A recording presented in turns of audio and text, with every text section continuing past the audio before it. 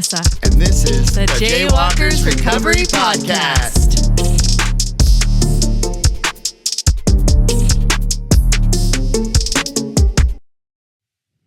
Hey everyone, welcome to the Jaywalkers Recovery Podcast. Today in the studio, I have my very good longtime friend, Ron G. Sobriety date is April 15th, 2000. Ron, it's a blessing to have you here today. Thanks, Kevin. It's a blessing to see you. It's been a while, and thank you very much for inviting me. Yeah, so let's go back a little ways. You and I met for the first time. Well, I'm 17 years sober, but I didn't get sober 17 years ago. Well, I got here earlier than 17 years ago. Probably 18 years ago. You, me, and a longtime friend of both of ours met for tacos. Yes, in Hillsboro. I remember it like it was yesterday. And I was just flirting with getting sober. You guys were pitching the deal to me.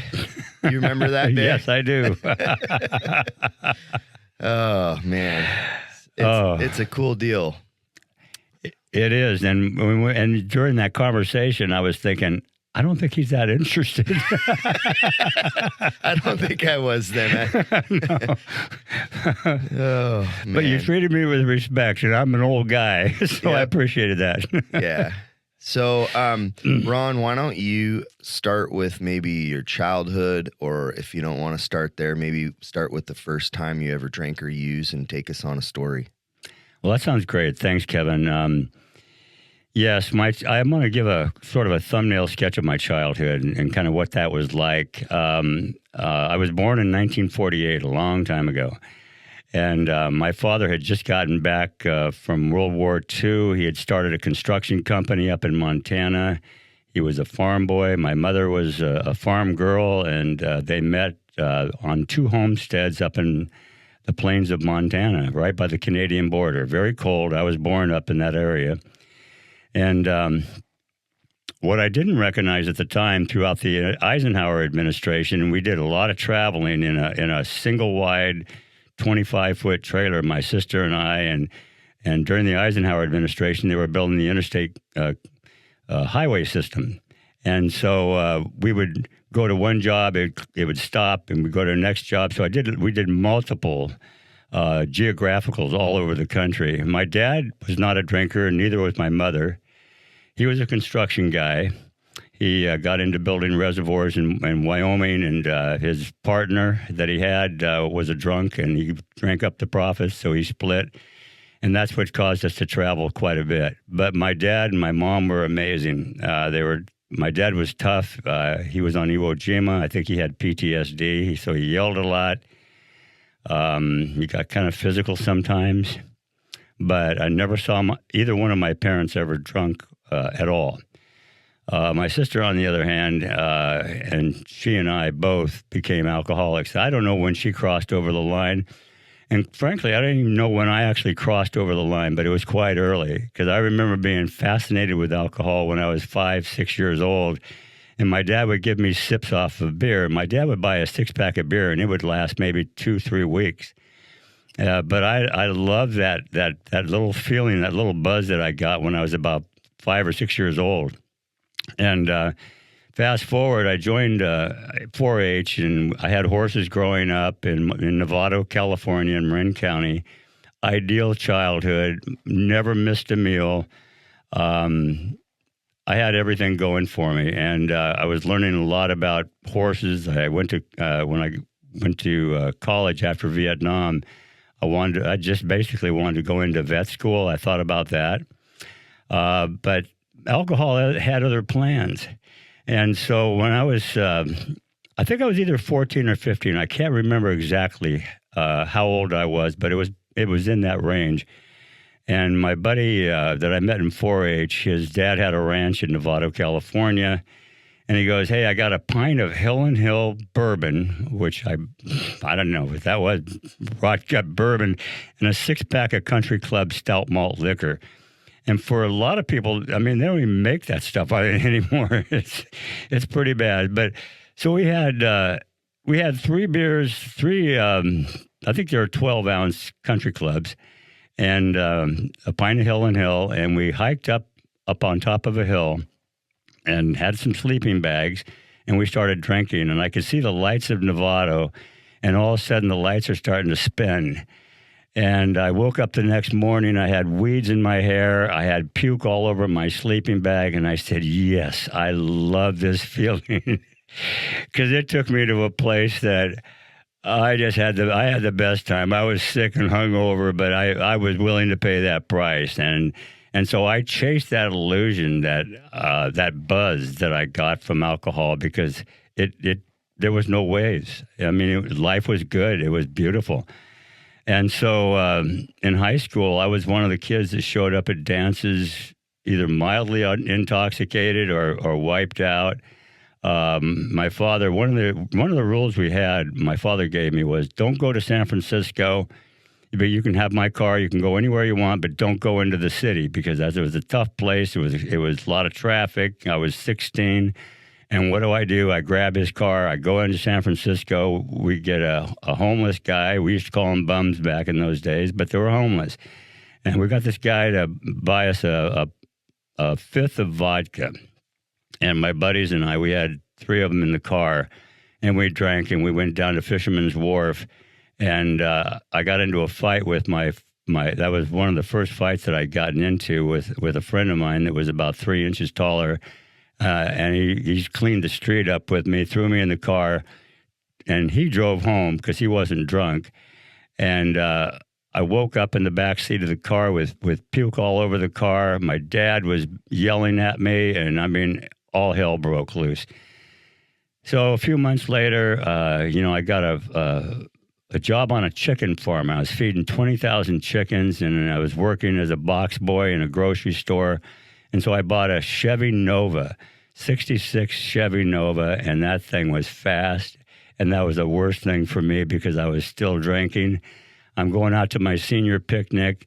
I run off the road because they had bucket seats, and my buddy in the back grabbed my hand because I was grabbing for a beer, and he wanted the beer or something. I don't know what it was, but we ran off the road, and the car flipped over, and the Nova's lying on its side, and I don't know if you've ever tried to push a Chevy Nova door out. Up to get out of the car. We somehow got out of the car in this dairy field, and we left the car there, and it was smashed up, and I got on the freeway and started hitchhiking up to the senior picnic party. We went to the party. I just left the car there. So that was my first experience of a car wreck. By the time I was 20 years old, I wrecked another car. It was actually the same car. They fixed the Nova up, and I wrecked it again up at Calaveras County going deer hunting. My dad was starting to lose his patience. I'm 18 years old. I didn't do well in school. I was a good student up until the time I took my first drink. And I believe at that time I was a full-on drunk, and looking back in retrospect. And that's all I wanted to do was drink and ride horses, and I wanted to be a cowboy, and I just kind of lowered my standards at that time. And so I'm 18 years old, and I thought, what am I going to do? I have no skills. I can't even hold a job because I'm drinking. So I joined the Marine Corps, and that was in 1966. Vietnam starting to heat up, and I wanted to see some action. And I thought, well, I want to become a part of something bigger than myself. And so I joined the Marine Corps, and I went to boot camp, and I thought, another bad decision. This is more than I was bargaining for. And so then I get sent over to North Carolina, and I was so happy to get sent over there because in North Carolina the drinking age is 18, and I'm 18, and I am ready to go. And so I get to Jacksonville, North Carolina. I don't know how many weeks I was there. I was at a courthouse bay. I was doing my infantry engineering training and learning about explosive ordnance and how to drive tractors and all that stuff. And I had a pretty good time. We went into a bar one night, and there was a bunch of guys in there, and I knew some of them, and somehow I wound up in the back alley in a fight. and the MPs came, and that was my first Article 15. And Article 15 is like a misdemeanors. Typically, if you get 3 Article 15s, they kick you out of the service. So I had an Article 15 there. I thought, well, North Carolina's pretty rough. Things aren't working out too well. I don't like the CO. And so I put in for a transfer, and they sent me to El Toro Naval Air Station, and then I was on my way to Vietnam. And so when I landed in Vietnam, I was 19 years old, and I got into a fight with a guy about as big as you, Kevin, and he cleaned my clock, broke my nose. We were drunk. They said I pulled a K-bar. I don't remember that. A K-bar is a knife.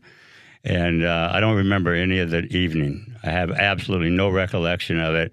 I lost my tooth, broken jaw, broken nose. They patched me up. Another Article 15. I somehow got through that tour. I survived it. I get back to Pendleton, and I go into a bar, and I tried to buy some booze. And I gave them a false ID, and they knew that I looked like I was 19. In fact, when I was in the Marine Corps, I never shaved, so I looked like a punk kid. So I'm probably 19, almost 20 then, because I'd already done my first tour in Vietnam, and this was down in Oceanside, California. So the MPs come again, and they pick me up, and and now I'm standing in front of the CO. And he goes, okay, Grant, you got 3 Article 15s. What do you want to do? He said, sign this waiver. We want you out of here. So I signed the waiver to go back to Vietnam. So I go back to Vietnam. They put me in an explosive ordnance detail. My first tour was relatively easy. The second tour I spent out in the field for about probably a little over 3 months. I was in the field.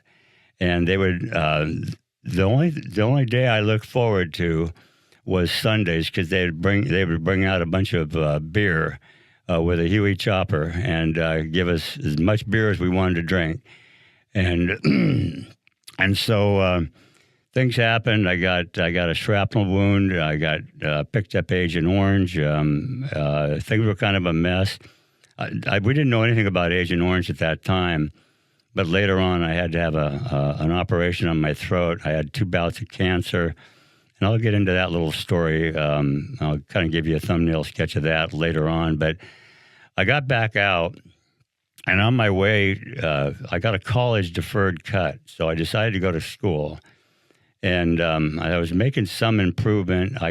My first tour, I came back as a private. My second tour, I came back as an E4. And because I was out in the field, I was mostly in a combat situation. So when I landed to get processed going back to the States in Okinawa, I knew I didn't want to fly to San Francisco with my uniform on, because we weren't appreciated very much back in those days, and I knew that I didn't want to look like a Marine. I still had the white sidewalls, but I had a notion that maybe if I didn't look like a Marine, so I bought a cheap pinstripe suit with a purple shirt, I must have looked like a fool. I stepped off the plane in San Francisco.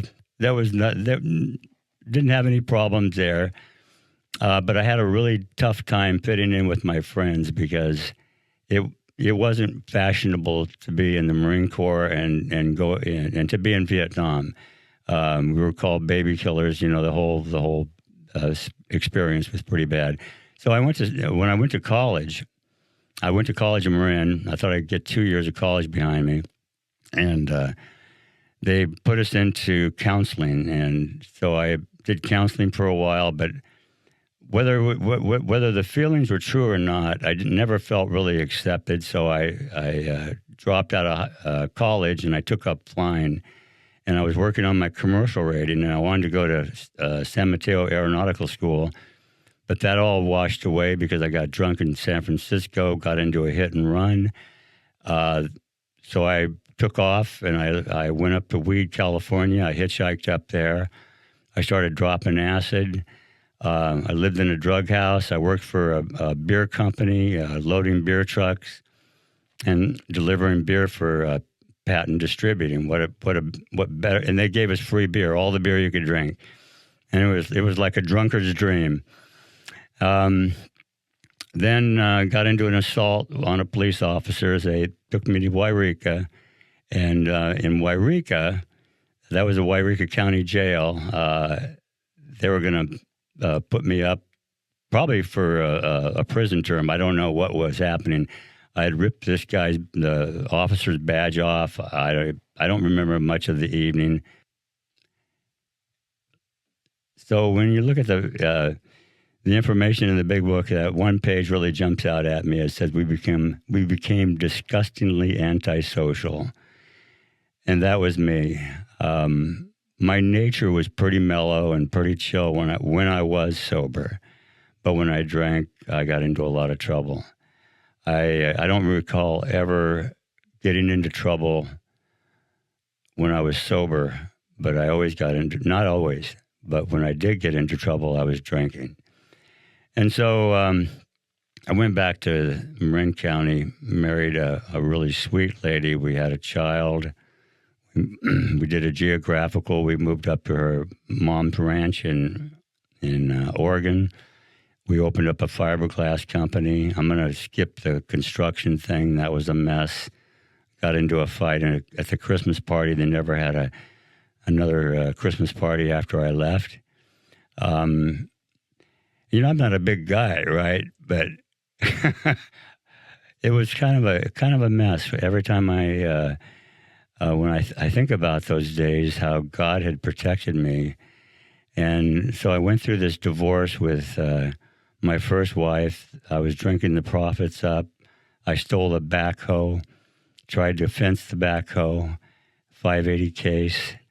I stole from every employer that ever employed me. I was a thief and a liar when I got in here. Interesting thing about the backhoe is that last year, I finally did a 9-step on that backhoe. They got their backhoe back, the company that I worked for. But the guy that hired me was dead. His son, Jimmy, had taken over the company. And I hadn't seen Jimmy in 50 years. Been 53 years since I stole the backhoe. And this was just last year. I finally made this 9th step because every time I'd drive down to Redding, I'd see the construction firm that I worked for. And I'm telling these guys that I sponsor, one of the most important steps you'll ever do is the 9th step. So I kind of get ahead in my story, but to back up to the 70s, my first wife leaves, my second wife leaves. I take her on a geographical in Montana. I'd had several assaults. I had 4 DUIs by that time. And my second wife had had enough. I took her over to Montana. We did several geographicals. I sold chemicals for a chemical company over in Montana. Went into a bar, got into a fight with a cop and with also a barroom patron. I don't remember the evening. And now I'm on my way to Deer Lodge State Penitentiary.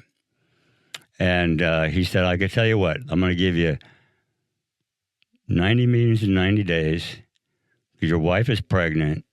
You look like a pretty decent guy. And you go to church. And I thought, church? That's weird. And he goes, you go to A&A. A&A. That's what I thought it was. And I thought, what is this? This is 1978. I went to my first meeting.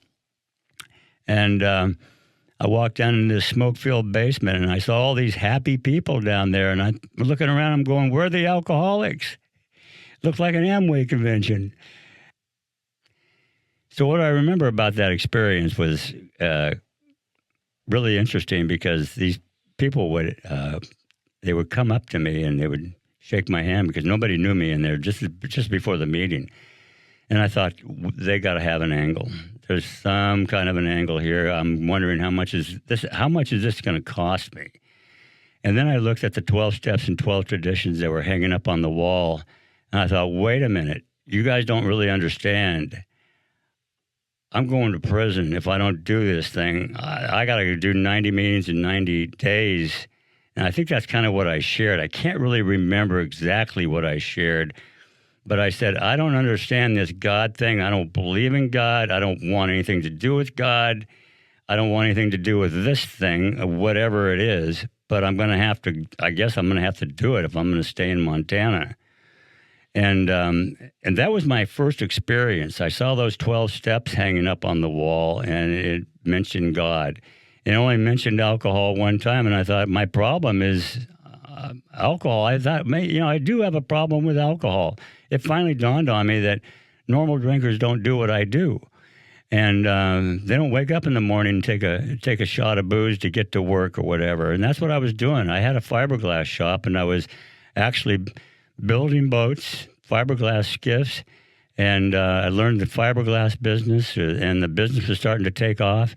But I was burning it up with taking drug dealers home, and I could even get into a flying experience, which I'm not going to do, but that all went south too, because I got into an underworld organization over in Oakland, California that wanted me to fly pot in from Mexico. When I drank, everything seemed like a great idea. I don't care what it was. And I tried to steal a motorcycle one time with a friend. That went south. It was a 650 Norton. We were trying to load it into his truck in front of this La Casita Mexican restaurant in Grants Pass. And we weren't strong enough to do it. And the guy runs outside, and I'm taking off, and I'm running. I didn't get caught for that little caper, but there were so many things that I should have been busted for. I should have been in prison for. Somehow God had another plan for me. So I went to that one meeting, and it was probably a week or two later, I packed up my wife, and we had to make a geographical, because I knew that if I moved to Portland, Oregon, things were going to be different. So she's pregnant with our first daughter. I have a son from another marriage, and we get to Gresham, Gresham, Oregon, and she's still down in California with my son, and I get picked up on a felony charge of back child support.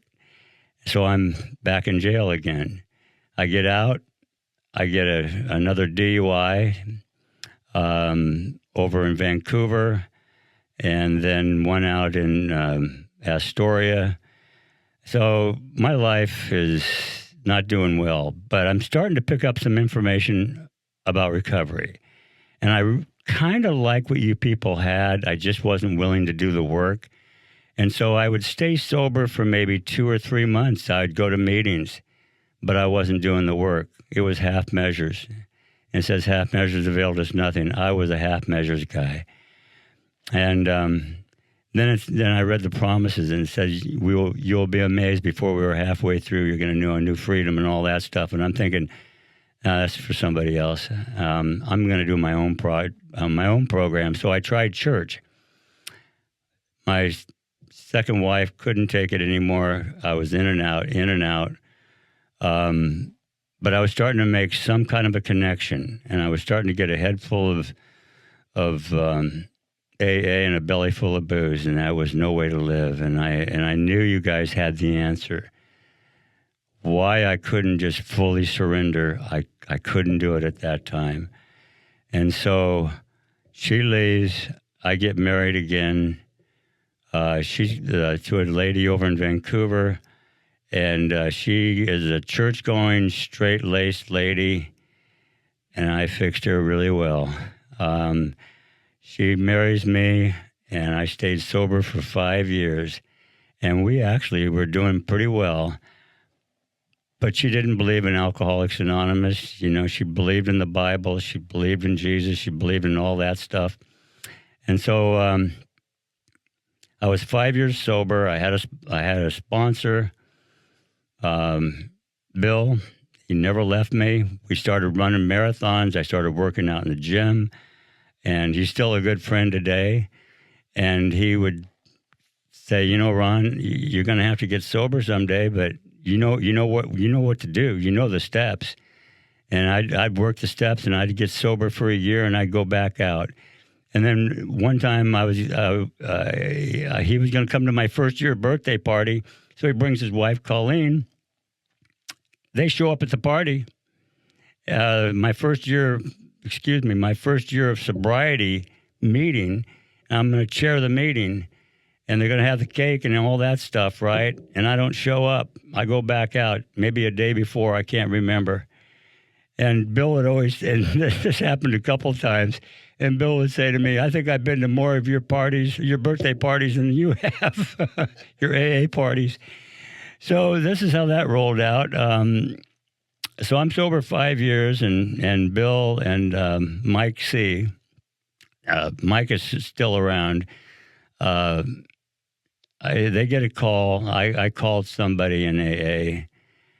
My wife did. My wife called somebody because I was working on the door in our home, and I thought, well, I've been sober 5 years. I'm going to go down to Ace Hardware and pick up some parts. And then I looked at Malone's Bar on Shoals Ferry and in Murray, and I thought, man, I could do maybe just one drink. I've been sober a long time. I deserve a drink. I'm working hard.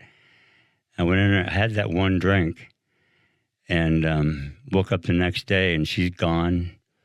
The door's still undone, and then Bud L. said that I had apparently pulled a gun on her, 9mm, and I don't know whether I was going to shoot myself or shoot her. I don't know. I didn't want to go through this again, and by then I'd already been to 4 treatment programs.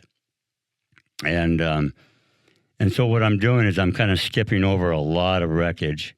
But my point is I was powerless over that first drink. And once I took that first drink, I had no choice but to take more drinks, and I drank. And I really never got help for PTSD. I was a combat engineer, and I didn't get help from anybody. I wanted to die. I just wanted to die. And that was back in, I think she left me in 88. By then, I have 3 children now. We had Brian from my first marriage, and then Marcy, and my daughter, and then Jared. And so my second wife left me with Jared, and she took Marcy and lived in this area. When Marcy was 17, and Jared was 13, we moved over to Portland, and my wife didn't want to take care of Marcy anymore because she was out of control. So I had custody of 2 children. I'm trying to raise both of them. I'm in and out of the program. I have to make arrangements to do business trips. I'm starting to get some traction in sales, and that money kept me sick. Now I got enough money to buy all the drugs I wanted. I was their top salesman. I won a national sales award. I go down to Nassau in the Bahamas to get my award. I'm sober for a little bit. I hit Atlanta. And in Atlanta, it was like Bill Wilson being in the Mayflower Hotel, where he has a choice to either go in the bar or call somebody. And Bill Wilson called several people until he finally found William Tunks, right, the Episcopalian minister that connected him with Henrietta Seiberling. And so the birth of AA starts, right? But with me, I saw the bar, and I could have picked up a phone, but I didn't. And I went into the bar in Atlanta. That's where I was making my connection. I got to Nassau. I didn't go to one sales meeting. They had to mail me my award because I found a bunch of crank and coke, and I drank, and I was checked out for 5 days. I get back to Atlanta, and there's my neighbor on the same flight that I'm on, and I got the whips and jingles. I'm a mess. And now I've got children to raise. What do I do? And every time I'd take a business trip, I would pass the kids off to their mother. And I wasn't physically abusive to my kids, but I was emotionally unavailable. I just wanted to make money and make sure that they were comfortable. So I went back to church. I started getting sober again. Life is starting to come together. I'm in church with my son. Marcy, my daughter, had borrowed my truck. It's December 22nd, a cold winter's day, 1996.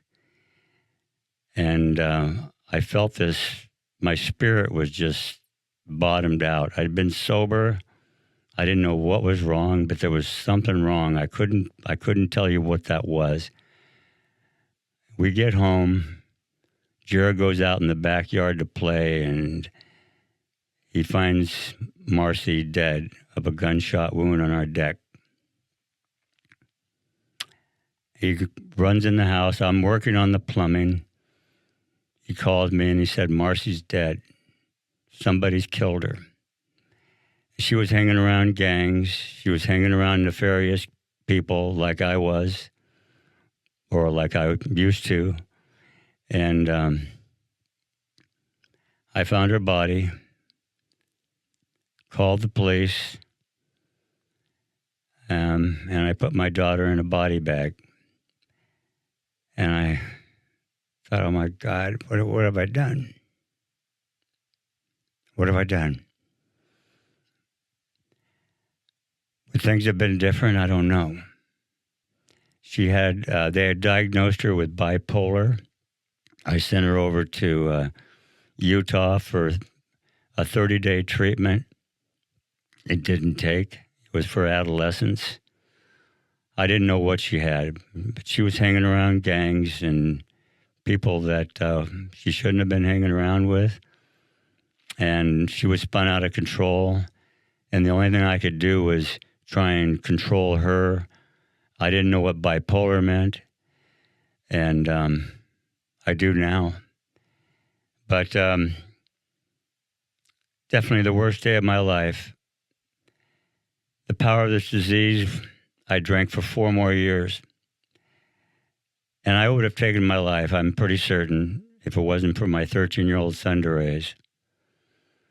But I did. I went to another treatment program. I came out of that. The guilt, shame, remorse. I still didn't get through all the steps. And I drank again until my 5th program, and that's where I hit my bottom. And that was in the year 2000. I had a prostitute living in the house. I was going to church. I was a mess. I gave her 40 grand. Just wrote her a check. Because she said she had some real estate deal she was working on. Everything was a mess. And they didn't take Jared away from me because I started getting some traction. And I'm not sure if he moved back in with his mom for a while or whatever it was. But my sponsor, Bill, said, you're not going to enough meetings. You're doing this thing halfway again. We're going to start taking meetings to your house. I thought, oh, great. This is the last thing I want is a bunch of alcoholics coming in here to my house. And so they started Chuck Gerke and Bill. And I say Chuck Gerke because he's passed. And Ron White, and I know Ron wouldn't mind me using his name. They started a meeting in my house, and we had that meeting for 8.5 years. And I started getting traction, and my life started changing radically. I attended that meeting. Oh, I forgot. I remember that. You do? Yep. When I was a bleeding deacon. Oh, my word. Early sobriety, for sure. Fantastic. That was a good group of men. That was. Is a good group of men. It gave us both traction, Kevin, didn't it? That's right. You know, that's what we needed. And men, and having men where I'm not focused on women, just focused on recovery. And that's what we did, right? Remember, we picked up different books. We read different AA literature. And I hadn't picked up a drink since. After 24 years of sobriety, in April 15th, I celebrated 24 years. That's a miracle. Yeah, I was doing the math, you know, from your first meeting in 1978 and getting sober at 2000, you know, the year 2000, you know, that's a lot of years of relapse. 22. I think you might have the record.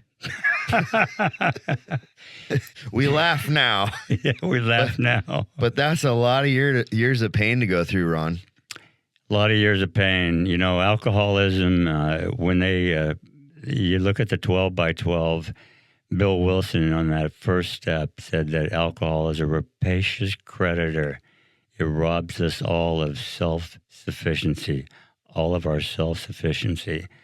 And I could not make a decision under the influence. I made a lot of bad decisions. And what I'm basically giving you is a thumbnail sketch of my poor decisions, because there were so many that I'd even forgotten about. But what I got from Alcoholics Anonymous is an amazing life. I met Jan. I had 2 years of sobriety. When she walked in the room, I said, "That is the most beautiful woman I've ever seen in my life." I said, "I better get on this one before she gets well."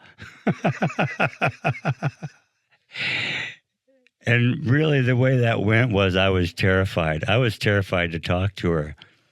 And I remember her coming up to me after a meeting, and she started talking to me. What's she talking to me for? And then we became friends, and we didn't even date. We just kind of hung out. And I took her out for pool once in a while. We go to dinner. And so we were driving over Sylvan Hill, and she turns to me one day and she goes, "Are we dating, or where are we going with this relationship?" And I said, "I don't know. Where do you want to take it?" And she goes, "Well, why don't we start dating?" And we did. We started dating.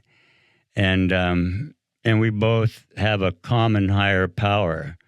I won't tell you who that power is, because he's not conference approved, but his father is. And so we just started taking off in our relationship, and we dated for quite a while, and then finally we got married. And the wedding was really unusual, because we had almost 90% of the people that were in there were in the program. And what a send-off that was. I had a condo over in Kauai. We went over there and had a wonderful time. Rode Harley. I rode a Harley Davidson all over the place. It was a wonderful experience, and it's been that way ever since. But I still had some old baggage.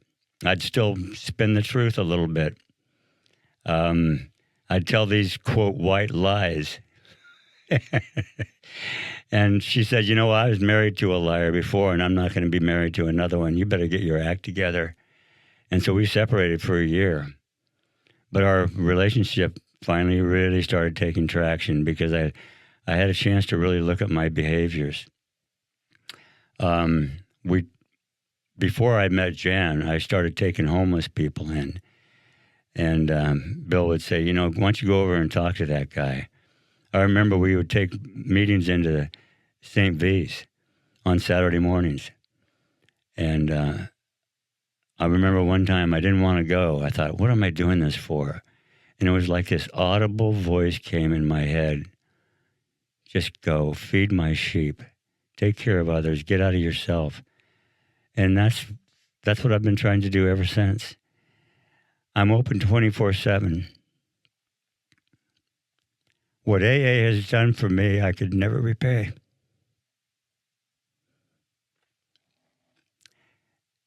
It took this guy that was amoral. I had no moral framework that I worked in. The only thing The only people I ever loved was my kids, but I didn't know how to love them properly. I didn't know how to become emotionally available until I got into recovery. They say, well, we won't regret the past nor wish to shut the door on it. Every time I tell my story and I bring my daughter into the equation, the only thing it does for me today is it reminds me of how available I have to be. I have an incurable, fatal disease, and I don't want to ever be that guy. I don't even know that guy. In fact, I had a friend of mine come up to me a few months ago at a meeting, and he goes, I never heard your full story until now. And he said, I don't know that guy. And I said, neither do I. I can't imagine doing what I did before. I can't imagine lying the way I lied. The things that I stole. I was untrustworthy. And everything I've learned in AA, I've taken those principles and I try to apply it to every day of my life. I never, ever want to hurt another human being. I can't even imagine doing that today. Wow, powerful story, Ron. We could go on for hours. I know you got stories for days. Couple things. How old are you? 70? 76. 76. How do you stay in such good shape? I try and stay active. I go to the gym. I like to work out. I love being in as good a shape as I can be in. I even went plant-based this year. We were down in New Zealand, and I met a guy that was plant-based. He was in the program, so we went to meetings with him. We've been to Barcelona. We go to meetings. Jan and I go to meetings when we're out of town, no matter where we're at. And so we met the most interesting people, but this guy went plant-based, and so I tried that. And so my diet is about as clean as it's ever been, but I love coffee. By the way, this is a great cup of coffee. Thank you. Yeah, I was just like, man, you're fit and in shape, and I hope I look that good when I'm 78. I hope you'll look a lot better. You got this thing, Kevin, a lot earlier than I did, and by the grace of God. When I first met you, I thought this kid's never going to get it, and you got it. You got it. Somehow, if we can become just a little bit vulnerable, and that being vulnerable was one of the hardest things I could ever be. Being authentic, I didn't know what that meant. And I try and be as vulnerable and as authentic as I possibly can. And there's still, if I have a bent to stretch the truth, I need to clean that up. And if I couldn't get honest, I knew that if I couldn't get honest, I couldn't stay sober. And that's the bedrock of our whole program of the 12 steps. It's taking this person and developing character, and that's what it's all about. And you either have character or you don't. There's no white lies. You're either lying or you're not. And sometimes I can lie to myself, and I call my sponsor. I go work with another alcoholic. If I get into a flat spot, they don't last very long.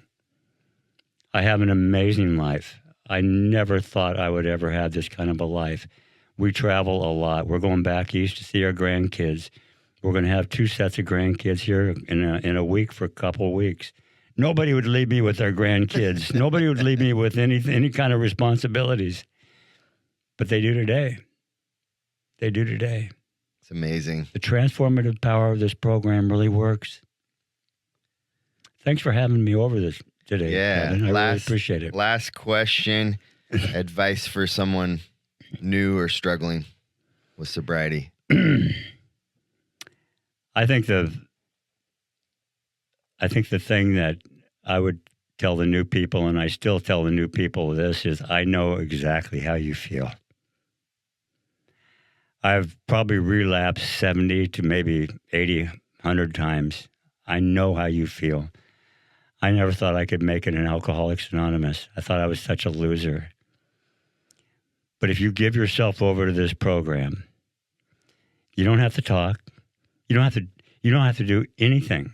There's no dictates in Alcoholics Anonymous. That's why the Oxford group failed. Our primary purpose is to carry the message, and then those steps are in the past tense. These are the steps we took. And when you start taking those steps, the magic will start. It will happen. And I talked to him about the promises. But that's my primary thing is just keep coming back, even if you don't understand what we're talking about. It will happen, and you'll have an amazing life. Thanks for listening to the Jaywalkers Recovery Podcast. If you enjoyed the show, please give us a 5-star review on Spotify or Apple Podcasts.